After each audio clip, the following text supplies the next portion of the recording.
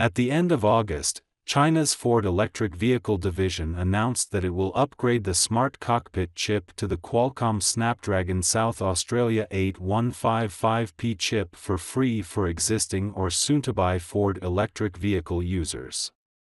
This isn't the first time EVs have offered users free upgrades, but Ford has unexpectedly played around with new tricks. What did Ford do? It turns out that there is no free lunch in the world. Can you complete the upgrade for free? Yes, of course you can.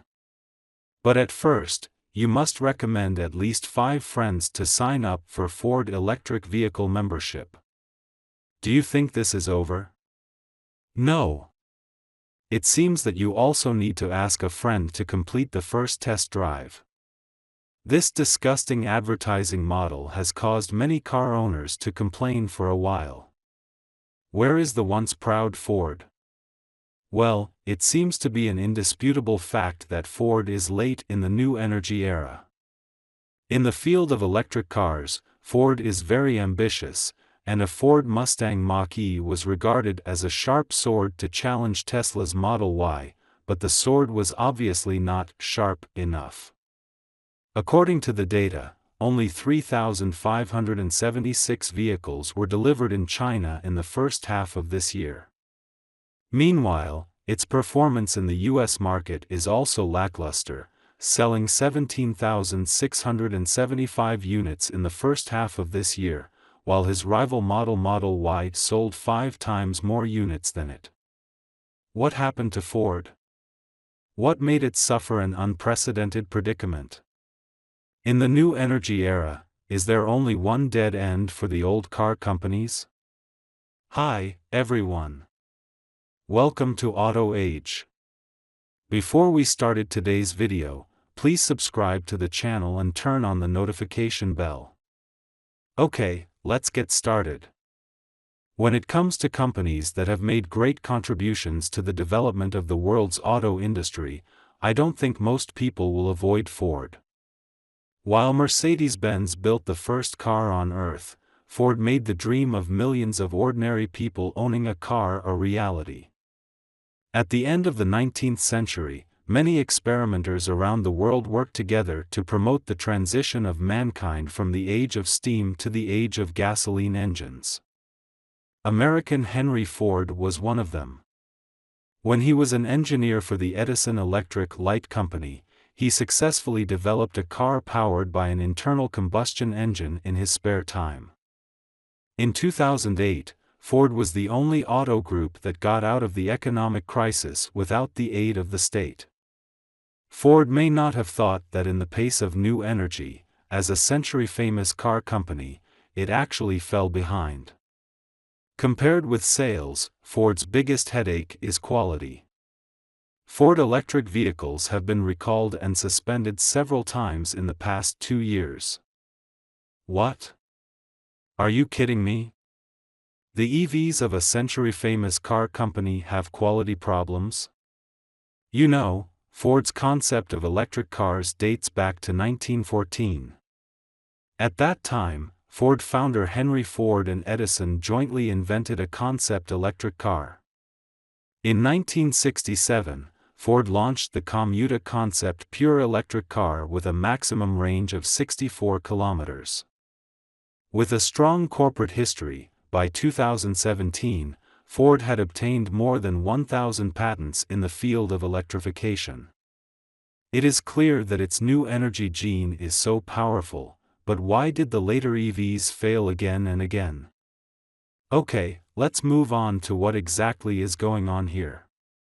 In June this year, Ford recalled a total of 48,924 Mach-Es in the United States and suspended new vehicle deliveries. Misfortunes do not come singly. In July, Ford also issued a recall plan in China.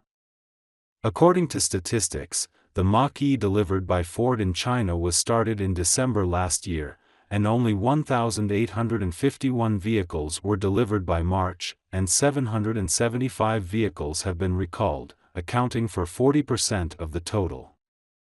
The recall is ultimately down to safety hazards. In some Mach-Es, due to the design of the main relay of the high-voltage power distribution box of the power battery and the difference in parts, the main relay may overheat. In extreme cases, the vehicle may not be able to start or lose power while driving. After many turmoil, the supply chain of Ford electric vehicle has become the most concerned point of the outside world for a while. Taking the battery as an example, it is reported that the Ford Mustang Mach-E is currently equipped with BYD's ternary lithium battery, and this is the only power battery supplier. However, the safety of ternary lithium batteries has been controversial. Even many of BYD's models are gradually abandoning ternary lithium batteries and turning to blade batteries. Last year, BYD also announced that all its battery electric models will be fully equipped with blade batteries.